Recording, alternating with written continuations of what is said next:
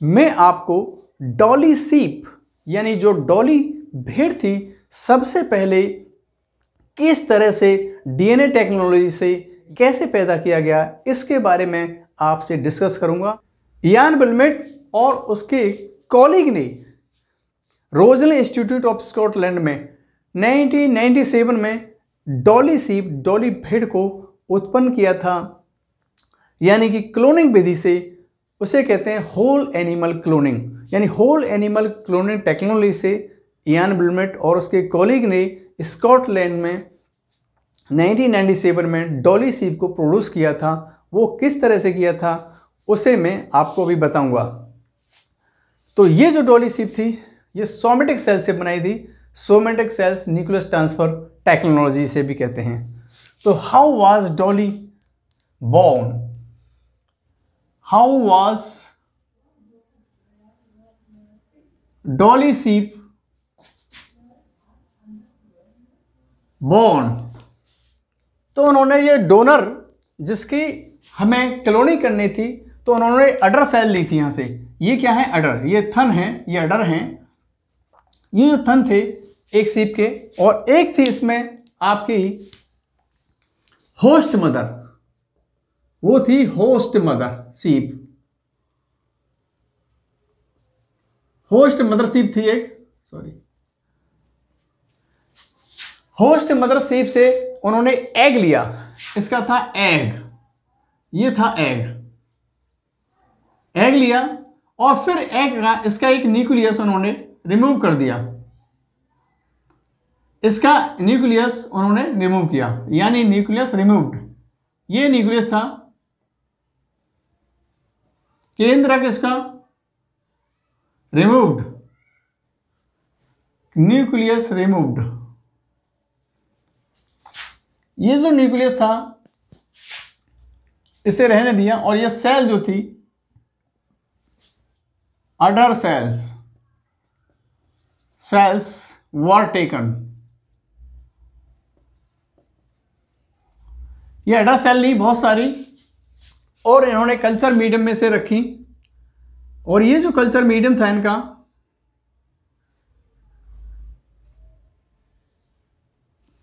ये जो culture medium था इसमें से बहुत सारी अडर सेल्स ली उन्होंने। सपोज करो ये थी अडर सेल्स।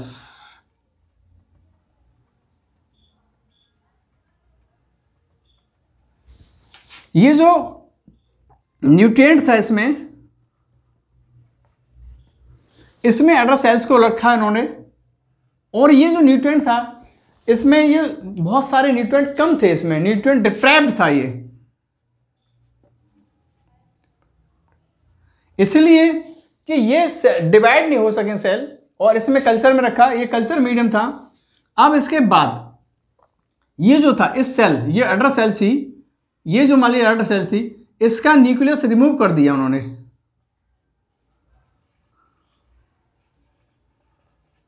इसका भी न्यूक्लियस रिमूव किया, यानी इस अडर सेल का न्यूक्लियस बाहर ले लिया। इस तरह से उन्होंने, ये न्यूक्लियस बाहर, अब न्यूक्लियस बाहर गया। और ये जो सेल थी ये वाली, इस तरह ये जो सेल थी, इसको यहां पर जो एग सेल थी, यहां पर एग सेल है ये, तो जो एग सेल थी इस न्यूक्लियस को इसमें ट्रांसफर किया गया यहां पर। ये फिर ये जो सेल बनी थी,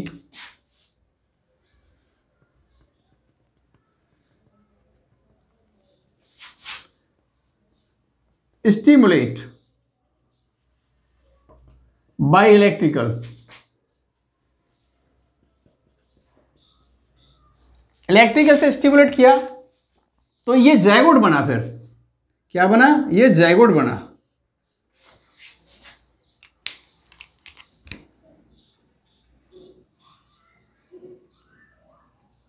जायगोट बनने के बाद फिर बना ये एम्ब्रियो,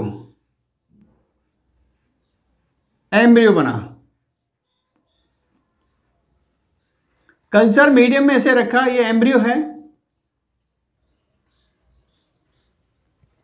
ये जो एम्ब्रियो बना था फिर इसको सरोगेट मदर में ट्रांसफर किया गया 5 दिन के बाद। इसको 5 डेज के लिए यानी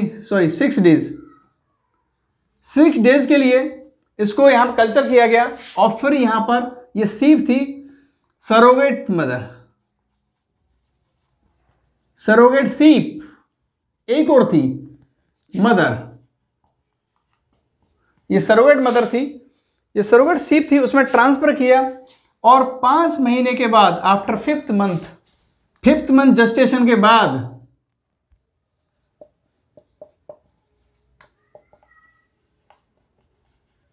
जेस्टेशन यानी 5 महीने के बाद और ये प्यार हुई हमको डॉली,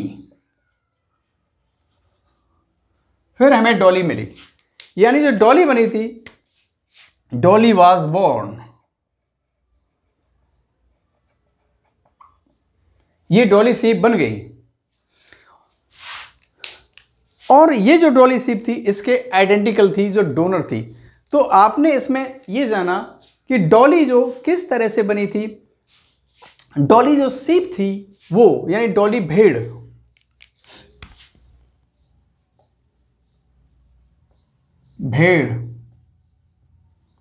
ये डॉली जो भेड़ थी वो किस तरह से बनी। सबसे पहले एक डोनर नाम दिया गया जिसके अडर सेल्स लिए, सोमेटिक सेल्स लिए, यानी थन से उसकी सेल ली गई और उसे उस कल्चर मीडियम में रखा जिसमें बहुत सारे न्यूट्रिएंट कम थे कि वो सेल डिवाइड हो जाए और ज़्यादा आगे को डिवीजन हो जाए उसमें। तो उसको फिर इस सेल को, उस न्यूक्लियस को, ये जो इसके न्यूक्लियस था, जो अडर सेल थी उसके एक न्यूक्लियस को रिमूव कर दिया गया इसमें से, इसका रिमूव कर दिया, ये खाली हो गई। ये माइक्रोपेपेट से होता है और इस न्यूक्लियस को फिर कहाँ लाए, एग सेल में, क्योंकि एग सेल एक होस्ट मदर सीप ली गई जिससे एग लिया गया यानी अंडा लिया गया और ये अंडे के माइक्रोपेपेट से फिर इस न्यूक्लियस को निकाल दिया गया, यानी इसके केंद्र को माइक्रोपेपेट से निकाला गया इसमें से, माइक्रोपेपेट से इसे न्यूक्लियस को निकाला इसमें, यानी केंद्र को निकाला। अब इस न्यूक्लियस को निकालने के बाद जो इम्पटी बची थी, ये इम्पटी एग था, इम्पटी एग, यानी ये खाली जो एग था उसके साथ अडर सेल के न्यूक्लियस को फ्यूज किया गया, यानी उसे स्टिमुलेशन, इलेक्ट्रिकल स्टिमुलेशन दिया गया कि वो फ्यूज हो जाए और वो जायगोट बन गया। जायगोट बनने के बाद फिर वो एम्ब्रियो बना और ये लैब में ही था, सब कुछ न्यूट्रिएंट सब लैब में चल रहा था।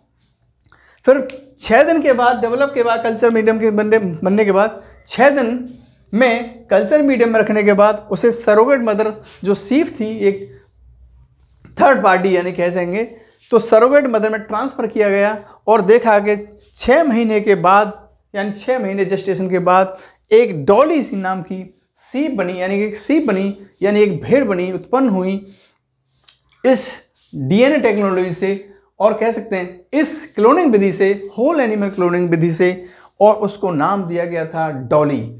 जो डॉली भेड़ थी उत्पन्न हुई थी, जो डोनर था, जो डाटा थी यानी दाता, जो डॉली थी वो दाता के द्वारा जिसमें सेल ली गई थी, यानी थन से उसकी सेल ली गई थी, अडर सेल ली गई थी, उसके बिल्कुल आइडेंटिकल थी। तो आपने देखा कि जो डॉटर सेल थी, आपने देखा कि इस तरह से डॉली भेड़ उत्पन्न हुई दुनिया में। बहुत ही सिंपल तरीका है और इस तरह से बहुत सारी क्लोनिंग करके होल एनिमल की ब्रीड बनाई जा सकती है जो डोनर के बिल्कुल आइडेंटिकल हो सकती हैं।